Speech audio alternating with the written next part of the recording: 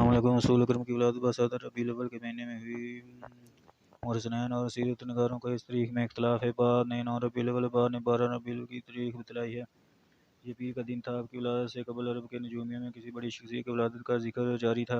اہل کتاب بھی اپنی کتاب میں جس آخری نبی کی آمد کے متعلق پڑھتے آئے تھے، انہوں نے احساس ہو گیا تھا کہ اس نبی کی آمد کا وقت قریب آ چکا ہے۔ حضرت حان بن ثابت جو عرب کے نامور شاعر تھے اور مدحت رسول میں آج تک شہرت رکھتے ہیں، ایک واقعہ بیان کرتے ہیں کہ وہ فرماتے ہیں کہ وہ 7 سال کے تھے اور مدینہ منورہ اس وقت یثرب نام تھا میں رہتے تھے کہ ایک یہودی کو بلند مقام پر چیختے ہوئے سنا۔ وہ کہہ رہا تھا، یہودیوں! جب اس کی آواز سن کر لوگ اس کے ارد گرد جمع ہو گئے اور پوچھا کہ اے کم بخت، تجھے کیا ہو گیا، چیخ رہا ہے؟ اس نے کہا، آج رات آمد کا ستارہ طلوع ہو چکا ہے جس میں وہ پیدا ہوگا۔ واقعہ کے راوی محمد بن اسحاق نے حضرت حان بن ثابت کے بیٹے حضرت عبد الرحمن بن حان سے دریافت فرمایا کہ ہجرت نبوی کے وقت حان بن ثابت کی عمر کیا تھی، تو انہوں نے بتایا 60 سال۔ گویا رسول پاک کی ولادت کے وقت ان کی عمر 8 ہوگی، کیونکہ ہجرت کے وقت خود رسول کریم کی عمر مبارک 53 برس تھی۔ سیرت النبی میں درج یہ واقعہ ایک مثال ہے۔ اس طرح کے بہت سے واقعہ تاریخ و سیرت کی کتابوں میں ملتے ہیں جن سے ظاہر ہوتا ہے کہ ایک ولادت نبوی سے قبل ہی لوگوں کو احساس ہو چکا تھا کہ آپ کی تشریف آوری کا وقت ہو چکا ہے۔ بہت سی سیرت نگاروں نے لکھا ہے کہ جب آپ کی ولادت ہوئی تو ایران کے شاہی محل میں زلزلہ آیا اور محل کے کنگورے ٹوٹ کر زمین پر گر پڑے۔ کعبہ میں رکھے ہوئے بت منہ کے بل زمین پر گر پڑے۔ یہ گویا اس جانب اشارہ تھا کہ آپ دنیاوی جاہ و حشمت کے جھوٹے محل زمین بوس ہونے والے ہیں اور خود ساخت خداؤں کی عظمت ملیہ میٹ ہونے والی ہے۔ اب وہ وقت آ گیا ہے جب حق کا پرچم بلند ہوگا، صداقت کا ستارہ طلوع ہوگا، باطل کی ظلمت دور ہوگی اور آگ کی سحر دنیا پر چھا جائے گی۔ رسول رحمت کے والد محترم حضرت عبداللہ آپ کی ولادت سے قبل ہی انتقال کر چکے تھے۔ آپ کے دادا عبداللہ مطلب نے جب پوتے کی ولادت کی خبر سنی تو کعبہ میں جا کر سجدہ ریز ہو گئے اور اس نعمت پر خدا کا شکر ادا کیا۔ بیوہ ماں نے جب اپنے شوہر کی نشانی دیکھی تو آنکھیں بھر آئیں۔ چچا ابو طالب نے جب بھتیجے کی پیدائش کی خبر سنی تو دل باغ باغ ہو گیا اور خبر سنانے والی باندی صوبیہ کو آزاد کرتے ہوئے کہا، جاؤ تم میرے بھتیجے کو دودھ پلاؤ۔ مکہ کے شریفوں میں یہ دستور چلا آ رہا تھا کہ بچوں کی پرورش کے لیے آس پاس کے دیہاتوں میں بھیج دیا کرتے تھے تاکہ بچے وہاں کی صاف ستھری ہوا میں پرورش پا کر تندرست توانا ہو جائیں، نیز وہاں خالص عربی زبان سیکھ جائیں۔ اصل میں مکہ ایک مرکزی شہر تھا جہاں ہر خطے کے لوگ آتے جاتے رہتے تھے، جن کے اختلاط سے زمین بھی خالص نہیں رہ پاتی تھی۔ عرب میں پڑھنے لکھنے کا رواج بہت کم تھا، مگر وہ زبان پر خاص توجہ دیتے تھے۔ یہاں شاعری اور سخنوری کا چرچا رہتا تھا۔ گاؤں والوں کی زبان زیادہ مستند سمجھی جاتی تھی۔ اس غرض سے رسول اکرم کو بھی پرورش کے لیے ایک سرائی خاتون حضرت حلیمہ سعدیہ کے حوالے کیا گیا، جن کا تعلق قبیلہ بنی سعد سے تھا۔ حضرت حلیمہ سعدیہ ان عورتوں میں شامل تھیں جو مکہ معظمہ کے شرفاء کے بچے پرورش کے لیے حاصل کرنے کی غرض سے آئی تھیں۔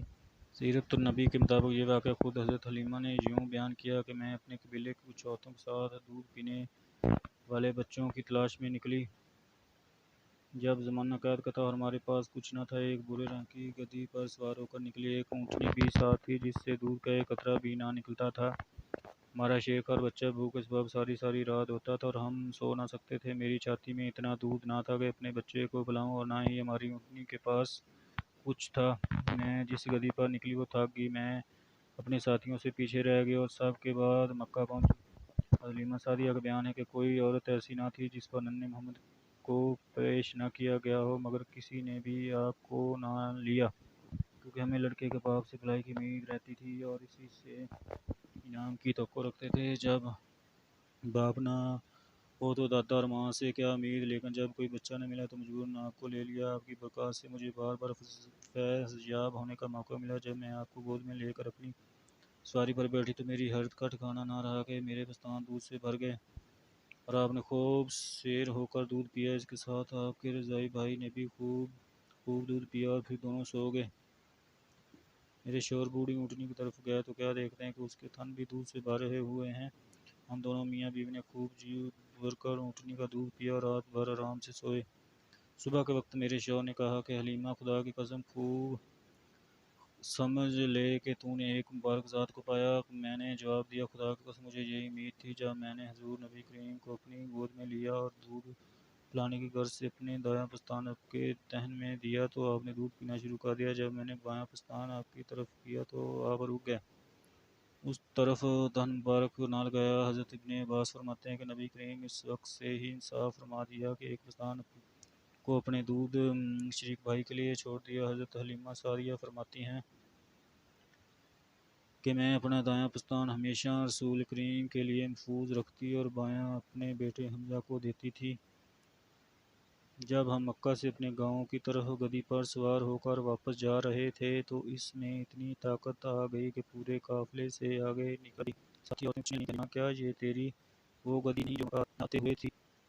آخر ایسے کیا ہو گیا ہے کہ اتنی تیز چلنے لگی؟ حضرت حلیمہ کے مطابق ان کا گاؤں بہت زیادہ قہر زیادہ تھا، مگر جب رسول کریم کو اپنے ساتھ لائیں تو یہاں حالات ہی بدل گئے۔ وہ کہتی ہیں میری بکریاں چرنے جاتی تو خوب چارہ کراتی اور خوب دودھ دیتی، حالانکہ دوسرے بکریوں کی تھنوں سے قہر کے سبب ایک قطرہ دودھ نہ نکلتا۔ پڑوسی اپنے چراغوں سے کہتے کہ جہاں حلیمہ کی بکریاں چرتی ہیں وہیں تم بھی اپنی بکریوں کو چراؤ۔ حضرت حلیمہ کے مطابق وہ 2 سال تک یوں ہی آپ کی برکات سے مالا مال ہوتی رہیں اور آپ تندرستانہ ہو گئے۔ وہ دوسرے بچے اس قدر تندرست نہ تھے۔ 2 سال کے بعد آپ کو واپس مکہ لے کر آئیں تو والدہ ماجدہ حضرت آمنہ نے اپنی حیثیت کے مطابق انعام و اکرام سے حضرت حلیمہ کو نوازا۔ حضرت حلیمہ آپ کی برکات کو چھوڑنا نہیں چاہتی تھی، لہٰذا دوبارہ اپنے ساتھ واپس لیتی آئیں۔ رسول محترم نے اپنی ولادت ذکر کرتے ہوئے فرمایا، میں اپنے باپ حضرت ابراہیم علیہ السلام کی دعا عیسیٰ علیہ السلام کی بشارت ہوں۔ جب میں اپنی ماں کے شکم میں آیا تو انہوں نے دیکھا کہ ان کے اندر سے ایک نور نکلا جس سے سرزمین شام کے محل ان پر روشن ہو گئے۔ بنی سعد بن بکر کے قبیلے میں دودھ پی کر میں نے پرورش پائی۔ سیرت النبی ابن ہشام۔ ویڈیو اچھی لگے تو چینل کو سبسکرائب کریں۔ جزاک اللہ۔